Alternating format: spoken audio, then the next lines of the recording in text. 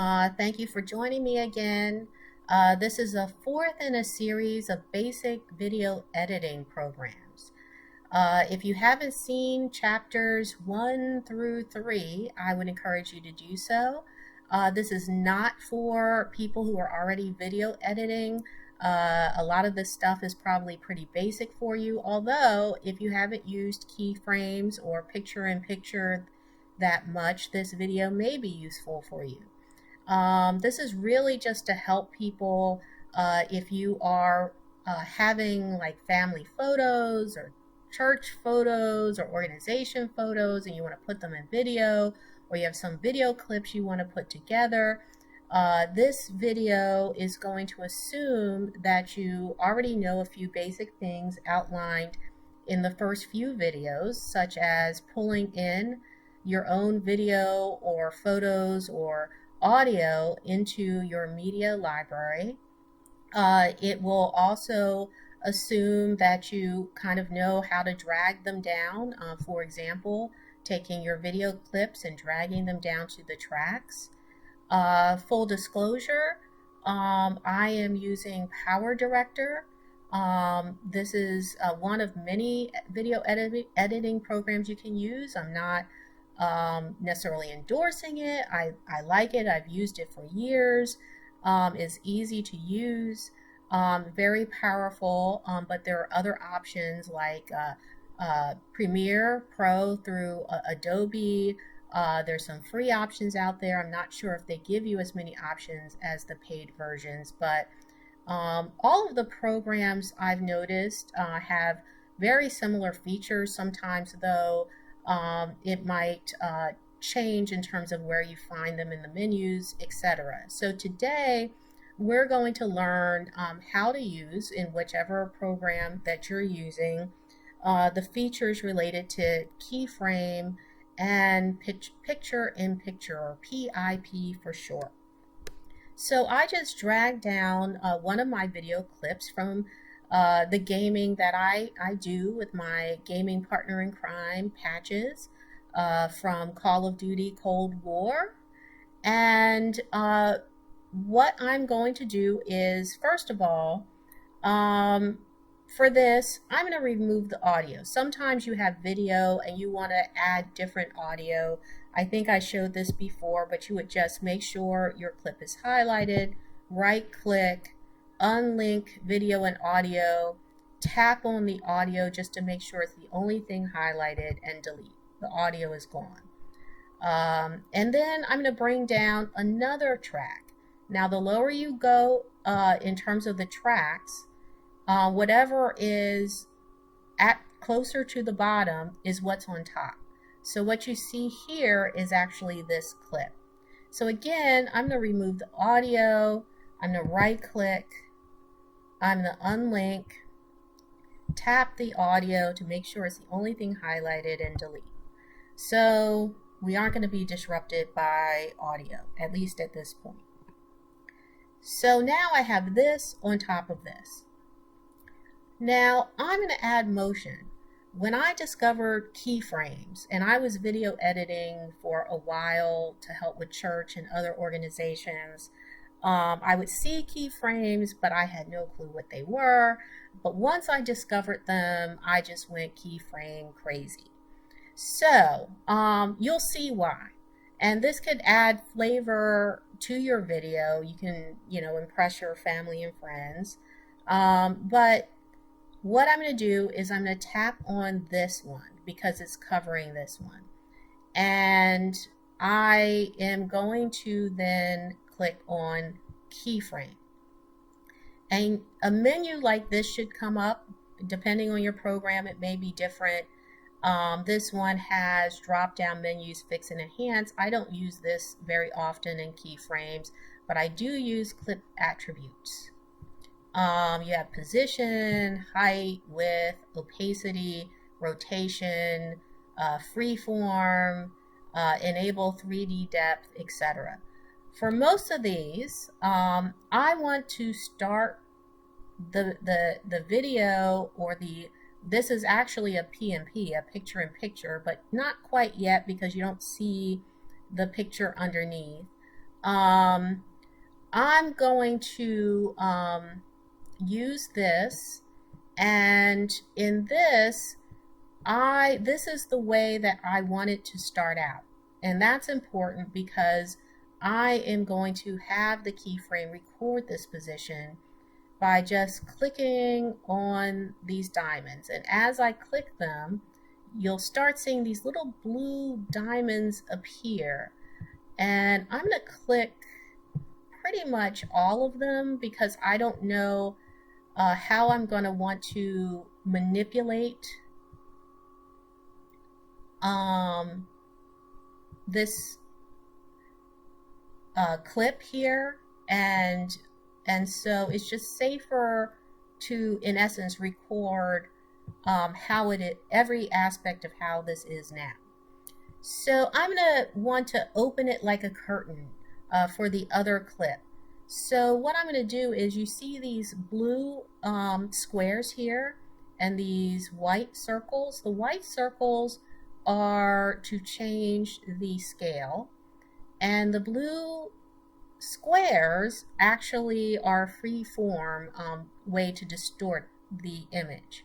So if I click on the blue square and I move it, you can see it distorts. So I don't want to do that yet because this is all set in this position. This is a timeline, and either I can move this, or, and you can see the diamonds turn blue when the red line is on it, or a safer thing to do is, you see these buttons here, I can go to the next second, and the units can be changed here. You can go by frame, second, minute, scene.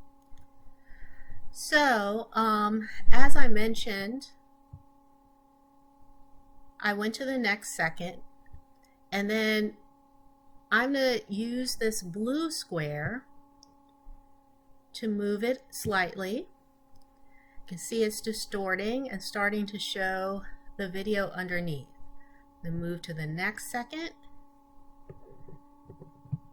I'm going to show a little bit more.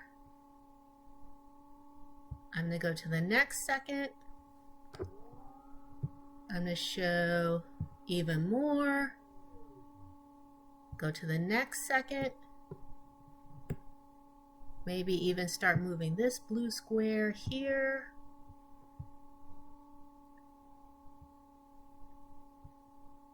And maybe this one here.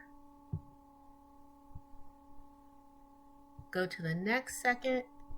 I'm going to start moving it up. Go to the next second. I'm going to start shrinking it. Go to the next second, maybe shrinking it some more and moving it a little bit. Go to the next second, move it a little bit more. Maybe even bring this one down a little bit. Go to the next second, shrink it a little bit more. Maybe move it up to the corner more. Next second, maybe bring this back up. Maybe this down a little bit. Go to the next second, shrink it a little bit more, move it up. Go to the next second, straighten it out.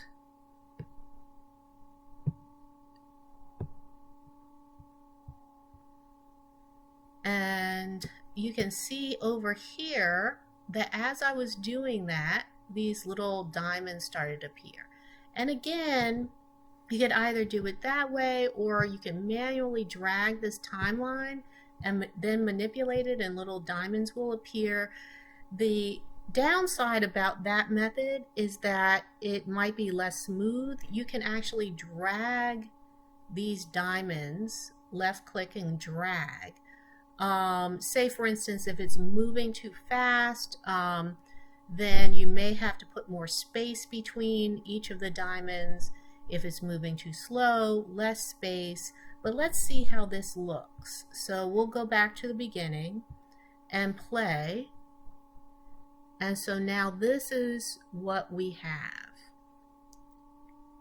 It starts moving into the way that I manipulated it.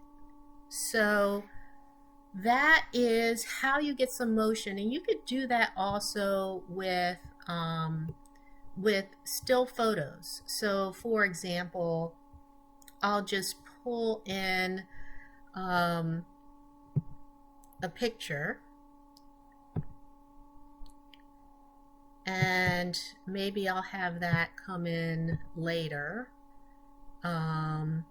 And you can see with the picture though, it only we'll pull it down for a certain amount of time. If you hover over it and you get this sort of symbol here, you left click, you can drag it to make it as long as you want. So now we have this, and as you can see over here, it's covering these two tracks. So I'm going to use the white circles to shrink it and maybe put it down here.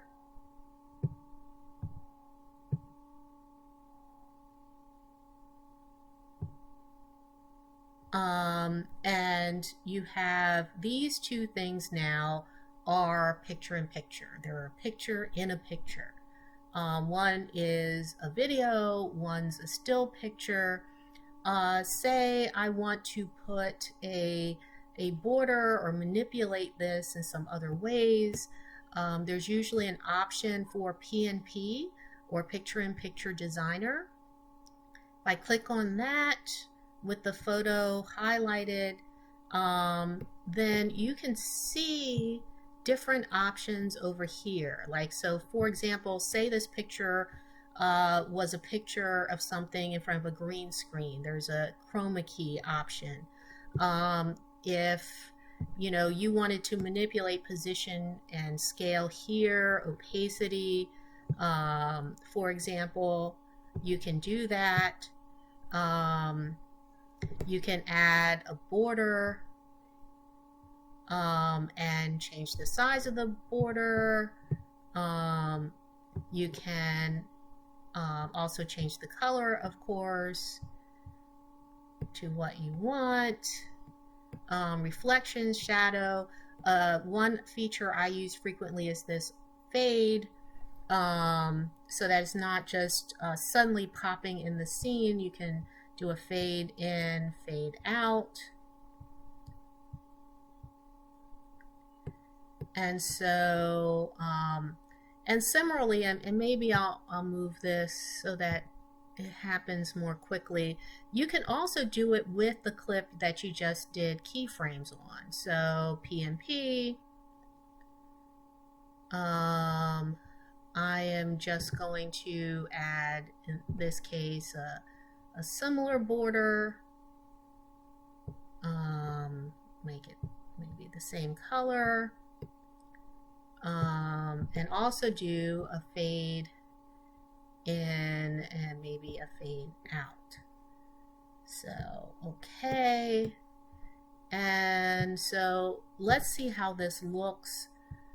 Pop this out to undock it so you can see it more clearly. Let's see how this looks.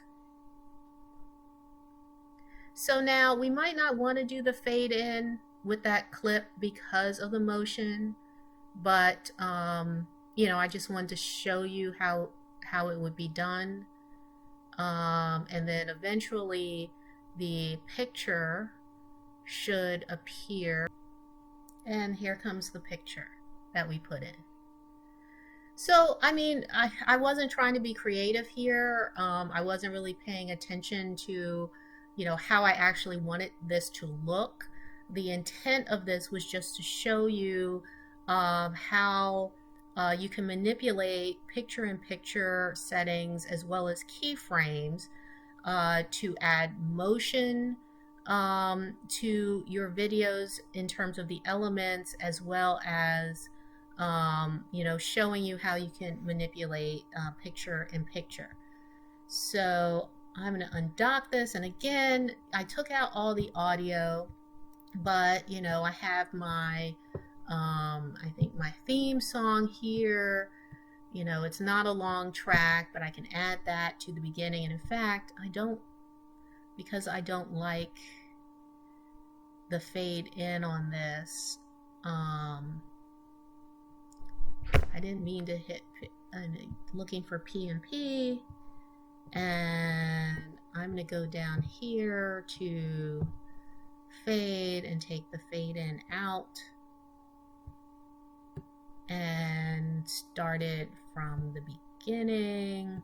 And in fact, let me move this one up sooner and go to the beginning of the timeline and see how this looks.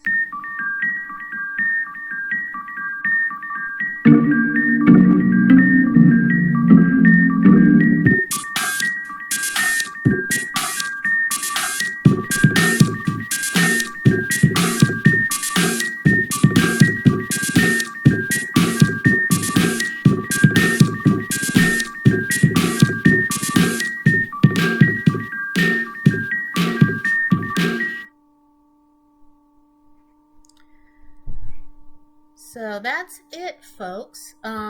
If you have questions or thoughts about other type of video editing tutorials you think would be helpful, please put it in my comment section. You can find me on Twitch, Hillbrat5. If you're watching this on Twitch, you can search me out on YouTube at Hillbrat5. Hopefully this is helpful, and tune into my gaming sessions with Patches Kennedy. I live stream those on Twitch and YouTube now, so hopefully you can join me on that. I also have another video out for those of you with Astro A50 wireless headphones who are trying to figure out how to use it with a capture card, particularly the AverMedia Live Gaming Portable 2 capture card. Find that on YouTube. Thank you, and I hope this helps someone today.